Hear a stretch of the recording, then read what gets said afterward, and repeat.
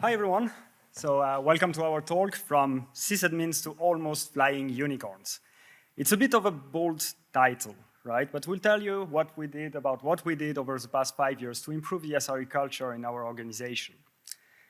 If you don't know what Sony Interactive Entertainment is, you certainly know our product. We are the maker of the PlayStation. So, yeah. All right, so I'm Guillaume, I'm a Frenchman, if you didn't get it from my accent. I joined Sony 5 years ago, and I'm based in Berlin. And I'm joined by a manager that couldn't leave me for 5 minutes. Gilberto? Hey everyone, my name is Gilberto Müller, from Brazil. You might get from the accent as well, living in Berlin since 2021, 2.5 years working for Sony. And yeah, I'm very excited to be here.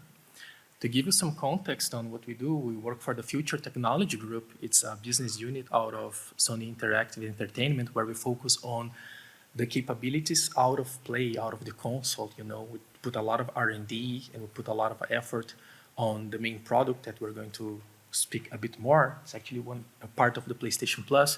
That's the cloud streaming. You can't play video games out of the bat. You don't need a console anymore for doing that. You just need a controller. You can plug into a Windows PC and you're good to go. And you know, even though these days bandwidth for internet is like faster and faster, but so are the games going bigger and bigger. How many times you might have bought a game, I want to play right now, and then you put like installing and copying, and it takes a while, you know, and patches and stuff. So with that, problem solved. You go there, you click, boom, you play. By the way, anyone here tried this already? It used to be called a PlayStation now. Okay, I see some hands. Cool, cool. Go there, after this, go there and play. It's awesome, I promise. All right, so when you are playing a game, and especially this kind of game, you know, a racing game where you are trying to catch this millisecond to get to this first place in your race, and imagine that you're doing cloud streaming. Your connectivity is very important because your image might end up like this if you have like a bandwidth latency issue or your controls are not responding anymore. And we don't want that for our customers. So let's have a look at what we have between Sony and the player. So we potentially have multiple networks. We have the player's ISP, their set-top box, which might be the worst ever, and a wireless network. So we have that many things that can fail on the way and actually worsen the experience for our customers. And it's especially important because we are a streaming service. So we send image like a video streaming service, but we also get controls from the player. So we need to have a very good round trip to provide a good experience. When you push a button, you expect the image to be reacting right away. So what we do is that we create a lot of data centers. We try to be as close as possible to our customers. We have many in Europe, in the US, in Asia, to make sure that we reduce the number of point of failure and also decrease latency to provide a better experience. So our team, the Future Technology Group, the SRE team, is in 3 regions. The first one is the US, of course. We have 2 locations, California and Austin. We also have Berlin, from which we are coming. And then we have Australia. Sorry for the Australians in the room. Yeah, we have 3 locations, and it's great as an SRE because we only have 8-hour shifts. So of course you can expect some communication issues, you know, 3 time zones, always one in the dark and everything, but it's very comfortable. Our shifts are from 9 to 5. So let's take a look at what we started with. And this is approximately 2018. This is when I joined the company. So this is my and the other new hires at the time view on our situation at the time. So first, no kangaroos. We only had 2 time zones. We had the US and Berlin was a satellite office, so communication was not the greatest between the two. A lot of things were happening in the US. And the first thing that struck us when we joined the company was that we were out of the feedback loop, sort of. So usually what happened when we developed a new feature or a new product is that we had 2 teams working together, likely in the US, and then try to design and implement something. When they were happy about the solution, they would then promote it to pre-prod, and they create an image because we used golden image-based deployments. So they create this image, iterate a bit on it, it's good in pre-prod, and then it goes to SRE. And SRE is then in charge of deploying it to prod. This whole process, 5 years ago, was taking months, really. It was a very lengthy process with long iterations, and yeah, a lot of frustration ensued. But the one point that was the hardest for SRE is that we didn't know about what we were deploying. So we were given an image and, hey, deploy it. Yeah, but what about the alerts and your runbooks and your dashboards? So it was a lot of pain, and it ended up a bit like this, you know, with SRE trying to fight back like, hey, no, we won't deploy this, it's not ready. And then the others saying, well, we have a deadline, so fix it afterwards. So extinguishing a lot of fires at the time. And the SRE team had a lot of frustration out of it, but they tried to organize themselves. So you don't have to read this spreadsheet, of course, but the idea is that the whole SRE team tried to prioritize their pain points into, I don't know, with the pain that was felt, as well as the complexities that was associated with fixing the issue. So we had this very nice spreadsheet, like a lot of colors. We were very proud of it. And then we gave it to management. Hey, managers, do something. Yeah. Here we are, lots of colors and data-driven approach, pretty cool, right? But yeah, how do we handle that? They come to us, yeah, not everything is fun in games, right? We've got to do something about. So, okay, let's start to prioritize what's important here and see what we can do about that. But the reality is we're all busy doing stuff, right? Features and priorities. But anyway, the top pain points were too much toil, right? Any SRE can relate to that. Then we were out of the loop, like we mentioned. It took us a while to be involved in the decision making, and normally they will implement something, throw over the fence, there you go, now we support. It's like, yeah, cool, but it would be nice to be involved later, not later, but earlier in the loop. Too many alerts, you're doing something and bam, alert interface, bam, alert interface. Even though we have 2 geographies at this point, it's like not like 24/7, but still it takes a while. And many teams will not consider reliability a serious topic, right? Will not be part of the table. We were not first-class citizen, or at least that was the feeling for many people. And we had no vision. Okay, we're doing stuff, we're surviving here, we're swimming, we're not drowning, but yeah, how cool is that, right? I want to see a vision, I want to see a piece of land that I can swim over there and have a good time afterwards. Basically, glorify sysadmins, right? That's what we did. The ideal world is having deep work and interruptions, kind of keeping the balance in the force, right? It's ideal to be able to focus on stuff and not get interrupted all the time. But the reality was we're getting way more interruptions than we actually should. And it's hard to focus on the good stuff if you're getting alerts and toil and all the fancy stuff and things are not working, blah, blah, blah, not in the loop. You got all of that. So what ended up happening was the SREs were not happy. And they were looking after me. And here I am, hiding in the tree. And Gilberto, everything is gonna be all right. We just want to talk. Oh my God, right? It didn't feel any good. They were not happy. I was not happy. It was a mess. But after being mad and trying to get my neck, here I am. So my neck is intact. But they were fed up, and many people actually left, which was not fun. We lost a lot of people. Because we lost people, there was gaps. We had to fill those gaps, right? So we need to hire people. And you know, hiring SRE is piece of cake, right? Like not really. For us, it's a bit more tricky because we have this thing that we like to refer as the triangle. We have set of skills because of the nature of business. Fundamentally, an SRE will be good at those 3 things: architecture, Linux, and software engineering. But the reality is, you know, normally people focus on one of those aspects in their career and they go for it, and they'll never have the perfect triangle, if there is such a thing, right? Normally people have a few of those, right? I'm good at Linux, I'm good at software engineer, I don't have an architecture, or it could be any other way around. You can move around those pieces, but you get the idea. When you find the triangle, it kind of looks like this, which is fine. I mean, so long as it's a triangle, good for us, right? To have the skills that we're looking for. But the truth is, it's not just the triangle, right? It's not simple like that. There's way more stuff on top of that we have to work, right? Like Linux and of course not. There's containers, Docker, and Kubernetes is this beast, is amazing, but there's a lot of work and knowledge required over that. So we have to sharpen the skills and do that. But then there's also this, okay, SREs require a lot of effort and skills, right? Yeah, but do we really need like to solve rocket science all the time, every day? Like, no, there are a lot of things that you don't need to be an expert to solve, like replacing a disk.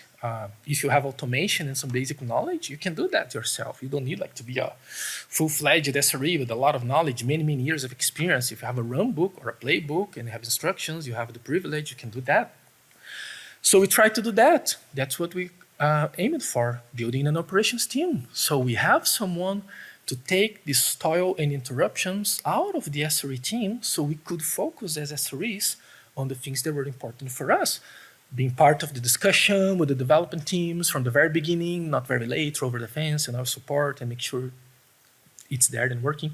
So the SREs could focus on the good stuff and trying to avoid the interruptions, right? So we put this team in front of it, the technical operations support team. They will shield us from those interruptions, like alerts, basic stuff, replacing disks. They can handle that. And that was pretty amazing because the more they would do, the easier it gets, the faster they are, and they can help with more stuff. Then eventually, not just the very basic stuff, they focus on things that are slightly more complicated and they grow. We started in the US, eventually get people in Berlin as well, so they can support us covering in other geographies as well. Awesome.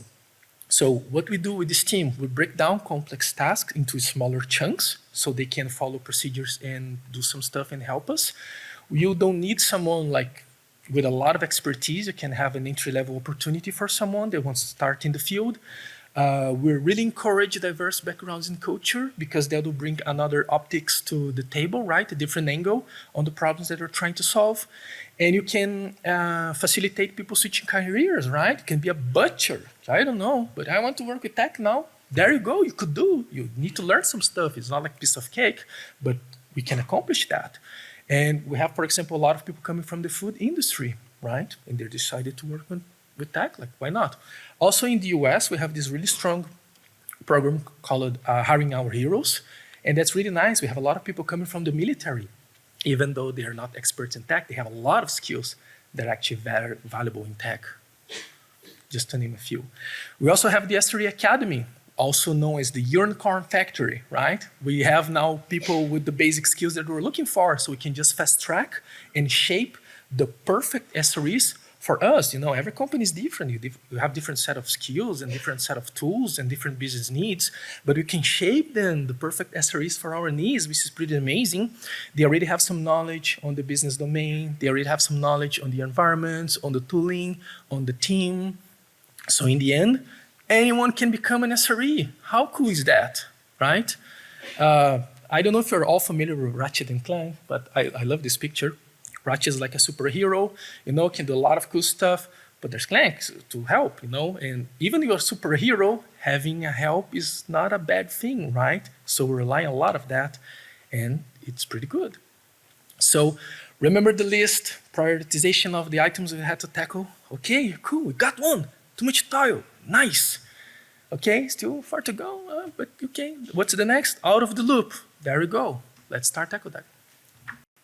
So yeah, out of the loop. So it was a problem that was felt throughout our business unit. It was not just SRE. And in 2018, the executive leadership actually took the decision to reorganize a bit the teams. So rather than go with functional teams executing projects, we would create cross-functional teams. So cross-functional teams are just picking people from each of the specialties and putting them inside a team that has a common goal. That way you have SREs bundled from the start. So if we were like this before, then we became like this. And we all went through all the deployment phases. We were able to amend the designs and, for example, hey, we need to add those metrics, or we need to rethink how we deploy this, or have you thought about your backup policy or whatever? So this actually helped a lot with us filling in the loop. There was still one thing that we needed to deal with, though, and it's pretty obvious, but taking months to deploy is not a great thing. So what we did at the time is that we jumped on the bandwagon and we deployed Kubernetes because it will solve all of our problems, right? Yeah? It actually did. It did solve a lot of our problems, mainly because we had some bespoke pipelines and a lot of organizational issues. But the good thing about this is, oh, sorry, missed this one. The good thing about this is that we created a CFT to actually deploy this, a cross-functional team. And because we had SREs and multiple specialties inside this team, the platform grew organically. We had the pipelines dealt with by this CFT and everything, and now we are using Kubernetes for most of our services. So it was a pretty successful deployment and application of a cross-functional team for us. So yeah, back to this. Now we can deploy in minutes. Awesome, right? Well, we are in 23, maybe not so awesome, not so impressive, but for us it was a very big improvement because it meant that we could deploy a hotfix in a few minutes. We could roll back a deployment in a few minutes and not have to think about this deployment for a few hours before executing. So in turn, our reliability sort of improved because of this. So okay, with the CFTs now, we are not so out of the loop. It's not perfect, but it's much better. We have something else to deal with, though. We have too many alerts. So what can we do about this? Go, manager. Yeah. SLOs, everybody doing SLOs, right? Yeah, cool. That's what we try to do. We need to improve the situation and be able to better observe what's going on and better understand the alerts that are coming and try to prevent those alerts to reaching out. SREs, do you need everything to be a page, right? Probably not. We can improve on that. So that's what we did. But how do we do that when we have SREs working in multiple different teams? It's a bit tricky because the SRE organization is not giving work to the engineers, right? The work is coming from the CFT. We staff SREs into those CFTs as they are getting staff from different set of skills as well, right? Could be data engineer, could be data science, could be UI, front end, cloud engineering, whatever. But we don't delegate the work. So in the end, we're an empty shelf. We couldn't sign anything because the work is coming from the CFT. How come we can't delegate or ask them to do SLOs for us? Because, okay, but it's important, we have to do it, but who does that? Okay, the work is coming from the CFTs, so ask the CFTs, right? If they're doing the work, we can ask them nicely, hey, can you do this for us? Of course. Nope. Didn't work because they had their focus, they had their priorities, even though it's kind of important, they agree it's important, but kind of busy now, can't focus on this, already have the roadmap for the future, all the things are planned, it's hard to squeeze them in, it didn't work really well. So, okay, let's try something else then. How about we split the time from the SRE? Break the rule, right? Can apply anywhere, it kind of works. So how about we take a small chunk of the time and we can dedicate to this effort, and the rest of the time you can still focus on the CFT stuff. That should work because we have consistency. Okay, it's not a lot of time, but hey, it's something, right? Might take longer, but in the end, we'll get that. Not really, because there was always the prioritization from the CFT, right? There's always something more important, day after day, week after week, month after month, and this was kind of dragging and dragging and dragging, and it was never getting completed. So, okay, let's do managers and solve the problem, right? Let's do what we do best. Let's delegate. SRE ones, you on the left of the spectrum. Remember our SREs, they are pretty capable. They have a lot of skills, right? So they got this, even though they're more juniors in the team, they got it. They can make this happen. And they actually did. They put a lot of effort. They spoke to the CFTs, they drove the initiative, they delivered a lot of dashboards, the automation was there, we improved the amount of alerts, we improved the observability on those things, and awesome, right? Not really. It was a lot of work, it was a lot of stress. They felt disconnected from the team because they had this project that they were focused on this, and everybody else on the team was doing the cool stuff, the features, right? And they were not able to participate on that. So that caused a lot of frustration. even though we can call a success from the standpoint that we managed to deliver what we wanted, but that left some scars in the team. So eventually they came back to terms and improved the situation. But yeah, that's what happened. So, okay, cool. One more. Nice. Feeling better now. But still, reliability is not taken seriously across the globe or across the other parts of the org as much as we'd like to. What do we do now? So that's when we created something called the Reliability Meetup. Out of the fact that people don't understand what we need. We tell them, hey, the CFTs, can you do something on the SLOs? No. So we felt like we needed to understand what reliability meant to those cross-functional teams and other parts of the organization, of course. But we also needed to voice our expectations, like what does it mean to do a good job for SREs to then be on call for your services? What do they need, etc. And also we noticed that since we distributed our SREs in all those CFTs, over time they become silos themselves, as much as the functional groups were silos as well.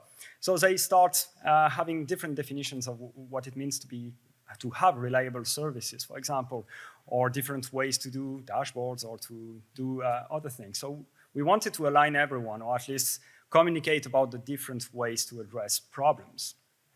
So what we did is creating this meetup internally. So it's a monthly occurrence where we have two people talking about reliability to the largest sense of it. It can be anything, really.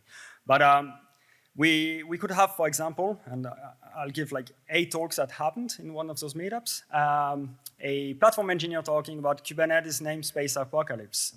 This was a retrospective on an incident that happened in our production, and they just went on the technical nitty-gritty details of why it happened and everything. It was not like boring or anything, it was actually a very technical talk. And we paired it with an SRE talking about how to make on-call the best week ever. So we used this as a platform to express, hey, you could do a better job at making our life better when we are on call. So yeah, alerts and dashboards and runbooks and whatever. And here we don't like dictate what SRE should talk about. They come up with their topics themselves. But this is a great way to communicate about our expectations. And it's actually very successful. It's been running for 2.5 years now, and we had 22 meetups, so it's monthly-ish. But we had 22 meetups, 46 speakers, but the most interesting part is that we had 23 that were not SREs. So people from platform engineering, software engineering, or release engineering talking about what it means to be reliable or talking about their own issues. And it triggered some conversation between those people. We have some Q&A and people interact on how to approach whichever problem. And over time, we had more than 600 attendees in accumulated audience. And we are a business unit of 550 people, but the attendance is still stable. People are looking forward to the next one. And we are distilling some pieces of reliability engineering in each of those meetups. So, okay, we actually improved the communication part. Reliability is starting to be taken seriously. We still have no vision, so what do we do there? Oh yeah, take a sip now. No, it's fine. Take your time. Yeah, speaking here is a piece of cake, but answering the question is kind of tricky, you know. We ask the question, the very much cliche question, right? Where do you see yourself in 5 years? We never got this question asked in an interview. But actually, we needed that, right? We needed a vision where we're going towards. So we're just doing firefighting, and yeah, things are getting better, but still, where's the Northern Star? Here we are. You know what? We did this before. We took the left part of the spectrum. Okay, what do we do now? Remember, 40-ish SREs, 3 different geographies. One is always in the dark. Might be tricky, but yeah, you know what? Last time left worked. How about right this time, right? Should work. That's what we did. We gathered the staff SREs, and as good managers, we delegated. There you go. You solved the problem for us, right? Piece of cake. And they did it. We flew all the staff engineers to Sony, California to work together, brainstorm, have a good time, and work really hard. So they did. They went there, they worked really hard. Yeah, I skipped this one. Yeah. Sorry. Oops. There you go. Worked really hard, right, to get the vision for our department, and they managed to accomplish. They came back after that with 3 pillars or 3 objectives that will be used for us. First would be grow this tie and have a good relationship between the staff SREs. We're different geographies. It's a bit tricky sometimes. Everybody's working with the different CFTs. So we needed to align in what the things that were important for the SRE as a unit, and then we could propagate and cross-pollinate this to the other parts of the organization and the other teams and the department as well. So they put a lot of effort brainstorming and defining the vision, which they did. It's looking good. But not only that, we needed to present this to senior leadership, not just so they would acknowledge that, but they'll have the opportunity to buy in, and sponsor. Yeah, no, cool, we like that, we agree, we support that, we might be able to help you. That all being said, it's still work in progress, it's looking promising, but there's a lot of work to be done, maybe for another talk in the future, in 2 years, we can talk about that. But we put the foundation work on there, the building is coming, is looking promising, it's feeling good. So there we go, we cross some more. We're getting rid of the list, right? Nice. Is that enough? Maybe. So are we flying yet? Our title was bold again, Flying Unicorn. So yeah, can you tell us? Are we flying yet? Yes, we are. This is a flying unicorn. Okay, yeah, it doesn't fly really, but if you throw like in the air, kind of flies for 5 seconds, This is my daughter's unicorn. She's 5, by the way. I thought it'd be cute too. We promised unicorns, so there you go. Unicorns. So let's have a look at what we did. So we came from this empty shell after the CFTs, and we created an ops team. Out of this ops team, we also created an SRE Academy so that we can graduate those people into becoming SREs. We also implemented SLOs to have a better understanding on how our systems are doing. We created a platform for us to communicate what it means to be reliable, or what is reliability engineering. And we finally had a vision. So we established a vision for the next 5 years.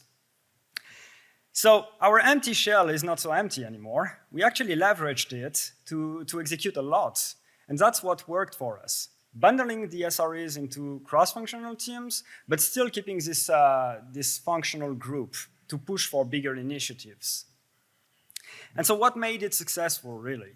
So first, executive support. Very important. You can't do things if you are staying in your team, in your silo, right? So we needed to get this executive support like we did for the SRE vision for the next 5 years. Once we have that, we can execute on everything, because like those executives are pushing from the top while we are pushing from the bottom. Another thing is IC management pairing. Yeah, slam that. So we are working together a lot. So we have a lot of ideas, managers and ICs, just the same, but the management is actually enabling this.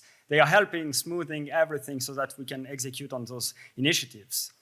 Another one is we didn't talk about failure too much, just a bit, but we failed a lot. We had many attempts at improving reliability, and we tried to iterate and really come up with all those ideas to make the situation better. The last and fourth thing, this platform that we created, the Reliability Meetup, like in hindsight, it's a very good mean to express our requirements. So yeah, communicate a lot about what you're doing and tell everyone about your problems. So how does it feel, Gilberto, now? Way better. Do you feel better? Yeah, I'm good. Okay. Yeah. I take that. All right. That's all, folks. Thank you.